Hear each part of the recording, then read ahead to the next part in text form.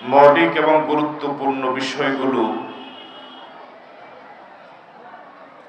আমরা আলোচনা তেমন একটি করি না, আর রোগীরাও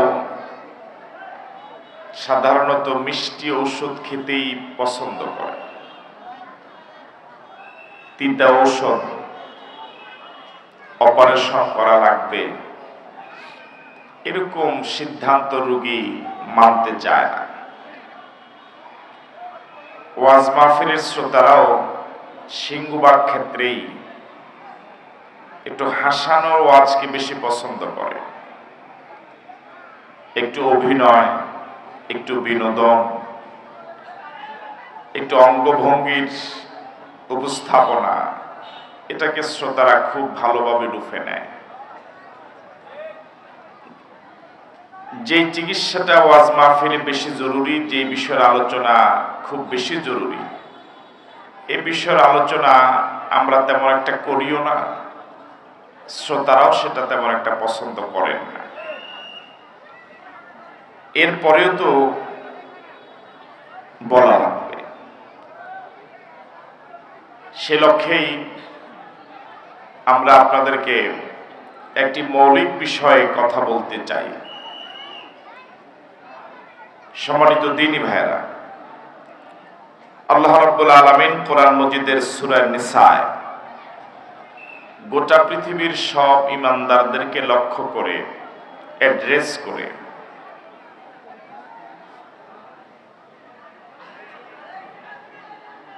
এভাবে বলেছেন, ইয়া আইয়ুহাল্লাযীনা আমানু আমিনু বিল্লাহ ইলা আখিরিল আয়া। আল্লাহ রাব্বুল আলামিন কোরআন মজিদের সূরা নিসার এই আয়াতে সকল ঈমানদারদেরকে লক্ষ্য করে বলেছেন, হে ঈমানদারেরা, তোমরা আল্লাহর প্রতি ঈমান আনো। মনোযোগ আছে আপনাদের? আল্লাহ রাব্বুল আলামিন যদি বিধর্মীদেরকে অ্যাড্রেস করে লক্ষ্য করে বলতেন যে তোমরা এখনো যারা ঈমান আনোনি, তোমরা ঈমান আনো, তাহলে এই কথাটা বোঝার জন্য কোনো ব্যাখ্যার প্রয়োজন ছিল না। কিন্তু আল্লাহ রাব্বুল আলামিন এই আয়াতে ঈমানদারদেরকেই লক্ষ্য করে আবার ঈমান আনতে বললেন। কথাটা খুব তাৎপর্যপূর্ণ না? আমার কথা কি শুনতেছেন আপনারা? কথাটা আমি আবারও বলি, মনোযোগ যাদের থাকবে আশা করি কিছুটা হলে উপকৃত হবে। আল্লাহ রাব্বুল আলামিন ঈমানদারদেরকে লক্ষ্য করে বলেছেন, ইয়া আইয়ুহাল্লাযীনা আমানু, হে ঈমানদারেরা, আমিনু বিল্লাহ, আল্লাহর প্রতি ঈমান আনো। এরপরে আছে রাসূলের প্রতি ঈমান আনো, আয়াতের শেষ পর্যন্ত। এখন প্রশ্ন হলো, ঈমানদারদেরকে লক্ষ্য করে আবার ঈমান আনতে বললেন কেন? ঈমানদাররা তো ঈমান আনার কারণে ঈমানদার হয়েছে, আবার ঈমান আনার প্রয়োজন হবে কেন? তাহলে এটা বোঝার জন্য নিশ্চয়ই ব্যাখ্যার প্রয়োজন। সে ব্যাখ্যা করার আগে আয়াতের অনুবাদটা এমন হবে, ব্যাখ্যা বুঝতে তখন সহজ হবে, যে হে ঈমানদারগণ, তোমরা আল্লাহর প্রতি যথাযথ ঈমান আনো। যেভাবে ঈমান আনলে পরে প্রকৃত মুমিন হওয়া যায়, এভাবে ঈমান আনো। তাহলে বোঝা গেল পৃথিবীতে এরকম বহু ঈমানদার দাবিদার আছে যারা আসলে প্রকৃত ঈমানদার নয়। আর যদি বাস্তবে আমি আপনি সে কাতারে পড়ে যাই, আল্লাহ হেফাজত করুক, আল্লাহ মাফ করুক, তাহলে তো পরকাল পুরাটাই বরবাদ। ঈমান এত গুরুত্বপূর্ণ বিষয় যে ঈমান ছাড়া জান্নাতে যাওয়ার কল্পনাই করা যায় না। আমরা আজকে ময়দানে যারা আছি, আমরা কি সবাই জান্নাতে যেতে চাই? কারা কারা চাই না হাত তোলেন তো দেখি।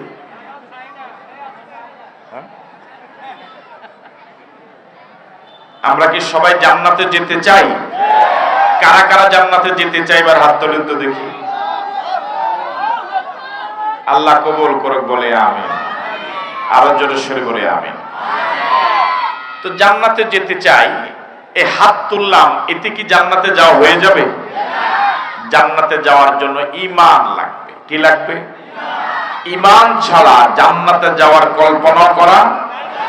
সুতরাং যেই পুঁজি ছাড়া, যেই সম্পদ ছাড়া, যে ঈমান ছাড়া আমাকে জান্নাতে যাওয়াই যাবে না, কল্পনাই করা যায় না, সেই ঈমানটা সম্পর্কে খুব বেশি জানা দরকার না? কিন্তু দুঃখজনক, দুর্ভাগ্যজনক, যেটা এত দামি সম্পদ, সবচেয়ে দামি সম্পদ, এই সম্পর্কে আমাদের দেশের মুসলমানদের তেমন ধারণাই নেই। আমরা এই পর্যায়ে আলোচনা করতে চাই যে ঈমান ছাড়া আমি জান্নাতে যেতেই পারবো না, সেই ঈমানটা কাকে বলে। যদি ঈমানের অর্থ আপনারা এটা বুঝেন যে আমার আব্বা মুসলমান, আম্মা মুসলমান, বংশানুক্রমিক ভাবে আমিও ঈমানদার, ঈমান বিষয়টা কি এরকম? বহু কাফের বাবার ঘরে তো আল্লাহ ঈমানদার দিয়েছেন, না দেন নাই?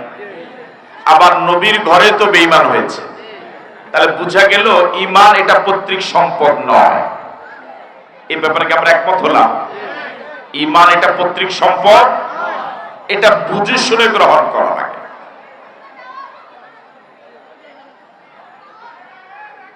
সর্বশেষ যে ব্যক্তি জান্নাতে যাবে, ওই ব্যক্তির জন্য আল্লাহ রাব্বুল আলামিন 10 পৃথিবীর সমান জায়গা জান্নাতে বরাদ্দ দিয়ে রেখেছে। কয় পৃথিবী?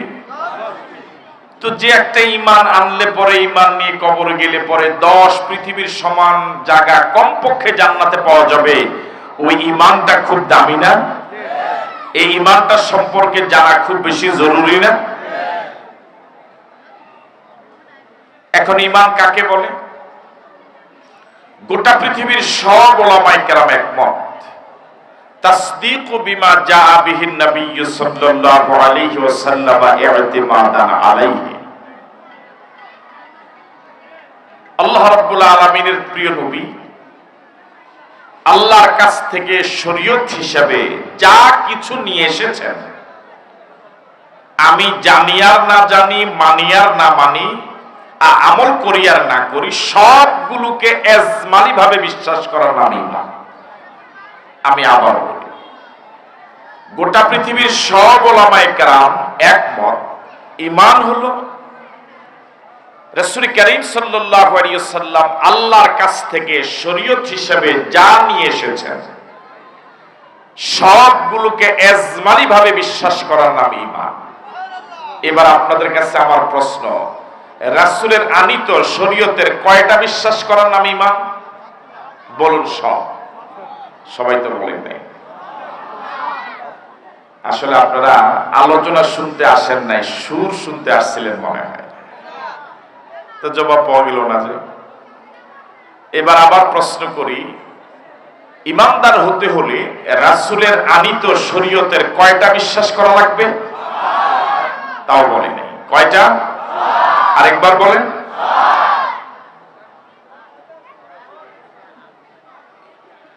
আর কাফের হওয়ার জন্য রাসূলের আনিত শরীয়তের সবগুলোকে অস্বীকার করার প্রয়োজন নাই, বরং অকাট্য দলিলের ভিত্তিতে প্রমাণিত, দলিলের কাতঈ যারা মাদ্রাসা পড়েছেন তারা বুঝবেন ভালো, এই দলিলের কাতঈর ভিত্তিতে প্রমাণিত একটা অস্বীকার করলে বেঈমান। কয়টা অস্বীকার করলে বেঈমান? আবার বলেন। এই পড়াটা আবার একটু আদায় করি। আমরা কি ঈমানদার হতে চাই? জান্নাতে যেতে চাই? ঈমান ছাড়া কি জান্নাতে যাওয়ার কোনো সম্ভাবনা আছে? ঈমান পৃথিবীতে দামি সম্পদ না সবচেয়ে দামি সম্পদ? সর্বশেষ জান্নাতি ব্যক্তি কয় পৃথিবীর সমান জায়গা পাবে জান্নাতে? তাহলে এর থেকে দামি সম্পদ আর হতে। এবার আমরা জানবো, যেটা আগেও বলেছি, ঈমানদার হওয়ার জন্য রাসূলের আনিত শরীয়তের কয়টা বিশ্বাস করা প্রয়োজন? এই যুবক বলে নাই। কয়টা বিশ্বাস করা প্রয়োজন? আর বেঈমান হওয়ার জন্য, কাফের হওয়ার জন্য রাসূলের আনিত শরীয়তের অকাট্য দলিলের ভিত্তিতে প্রমাণিত কয়টা অস্বীকার করা দরকার? 10 পৃষ্ঠার একটা অঙ্কে ডবল জিরো পাওয়ার জন্য কয়টা ভুল করা দরকার? ওযু নষ্ট হওয়ার জন্য কয়বার বাতাস যাওয়া দরকার? একটা অঞ্চল জ্বালিয়ে দেওয়ার জন্য কয়টা দিয়াশালের কাঠি দরকার? একটা।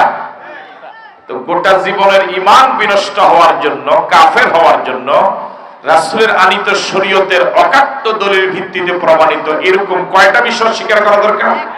একটা। তাহলে বিষয়টা কি খুব জটিল না? আপনাকে ইমানদার হতে হলে সবগুলোকে বিশ্বাস করাই লাগবে, আপনি আমল করেন আর না করেন। সবগুলো যে বিশ্বাস করা লাগবে এটা একটা কমন দলিল। আমরা ছোটবেলায় বক্তব্যে যারা পড়েছি ইমানে মুজমাল, ইমানে মুফাসসাল, এগুলো কি পড়ছিলেন? ইমানে মুফাসসাল পারেন? বলেন তো একজন। আমানতু বিল্লাহি ওয়া মালাইকাতিহি ওয়া কুতুবিহি ওয়া রুসুলিহি ওয়াল ইয়াউমিল আখির ওয়াল কদর খাইরিহি ওয়া শাররিহি মিনাল্লাহি তাআলা ওয়াল বা'সি বা'দাল মাউত। হ্যাঁ, একটা ঈমান। আরেকটা কালেমা হলো আমানতু বিল্লাহি কামা হুয়া বিআসমাইহি ওয়া সিফাতিহি ওয়া কাবিলতু জামিআ আহকামিহি ওয়া আরকানিহি। এখানে আমি স্বীকার করে নিয়েছি অকাবিলতু জামিআ আহকামিহি ওয়া আরকানিহি। ছোটবেলা বক্তব্যে হুজুরে মুখস্থ করিয়েছেন, আমরা মুখস্থ করেছি, অনুবাদ জানি নাই। সেখানে আমরা বলেছিলাম আল্লাহ আমি গ্রহণ করে নিয়েছি, মেনে নিয়েছি অকাবিলতু জামিআ আহকামিহি ওয়া আরকানিহি, শরীয়তের যাবতীয় হুকুম আহকাম, শরীয়তের টোটাল বিষয়গুলোকে আমি মনে প্রাণে মেনে নিয়েছি। তাহলে কি দলিল পেলেন? আমি এই বিষয়টা আজকে শুরু করে কি কেন এটা শুরু করলাম? নিরামিষ।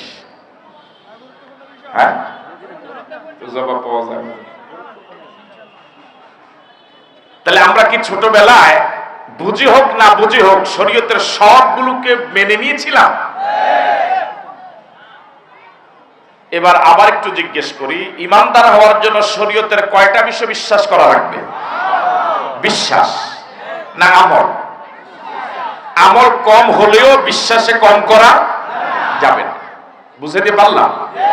আমল কম হতেই পারে, কিন্তু বিশ্বাস কম হওয়ার কোনো সুযোগ।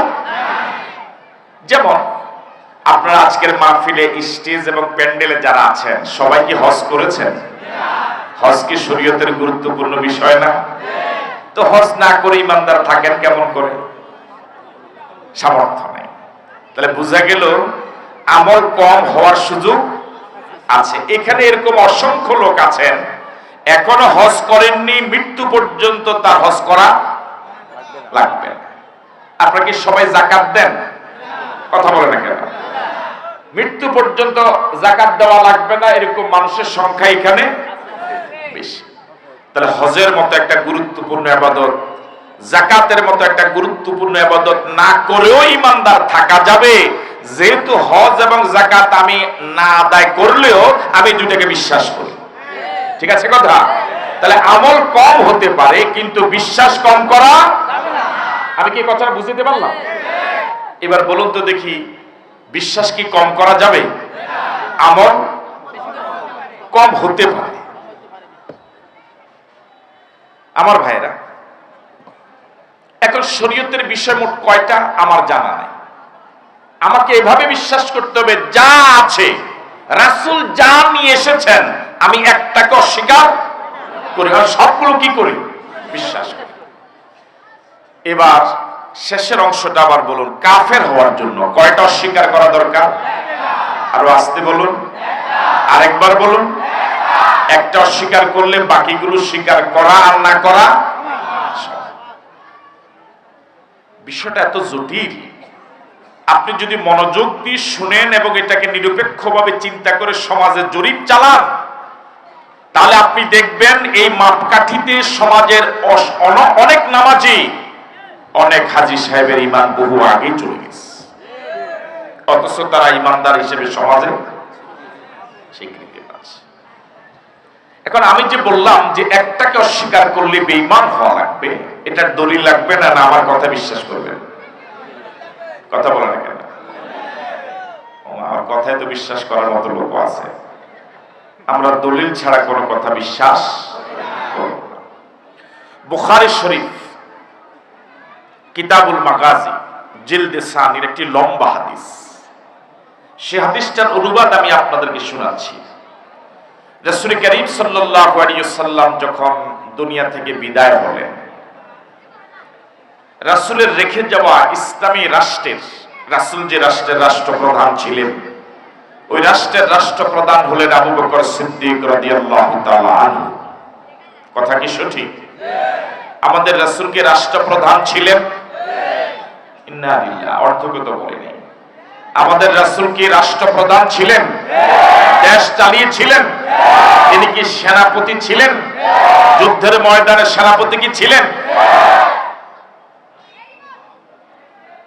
রাসূল করিম সাল্লাল্লাহু আলাইহি ওয়াসাল্লাম দুনিয়া থেকে বিদায় হওয়ার পরে রাসূলের রেখে যাওয়া ইসলামী রাষ্ট্রের একজন রাষ্ট্রপ্রধান হয়েছিলেন। তিনি কে? আবু বকর সিদ্দিক রাদিয়াল্লাহু তাআলা। আবু বকর সিদ্দিক রাদিয়াল্লাহু তাআলা যখন রাষ্ট্রপ্রধান হলেন, এই মদিনার এই ইসলামী রাষ্ট্রে প্রথম দিকে কিছু বিশৃঙ্খলা দেখা দিল।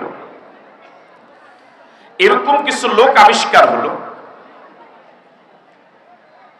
দেখবেন প্রত্যেক সরকারের এই পরিবর্তনের মধ্যবর্তী সময় বা নতুন সরকার আসার এই নতুন সময়ে কিছু বিশৃঙ্খলা হয়। আমাদের দেশে হতো না, হয় নাই? হয়েছে। বিভিন্ন নামে বিভিন্ন মানুষ রাস্তাতে নেমেছিল। তো আবু বকর সিদ্দিক রাদিয়াল্লাহু তাআলা রাষ্ট্রপ্রধান হওয়ার পরে প্রথম এরকম কিছু লোক আবিষ্কার হলো, যারা নিজেদেরকে নবী বলে দাবি করলো। বাকিরা কি বলবেন?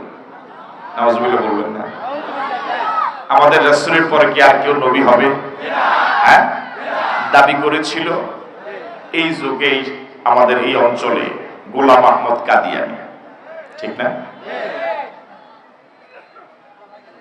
রাসূল করিম সাল্লাল্লাহু আলাইহি ওয়াসাল্লামের রেখে যাওয়া সে রাষ্ট্রে নবী দাবি করার মতো লোক পাওয়া গেল।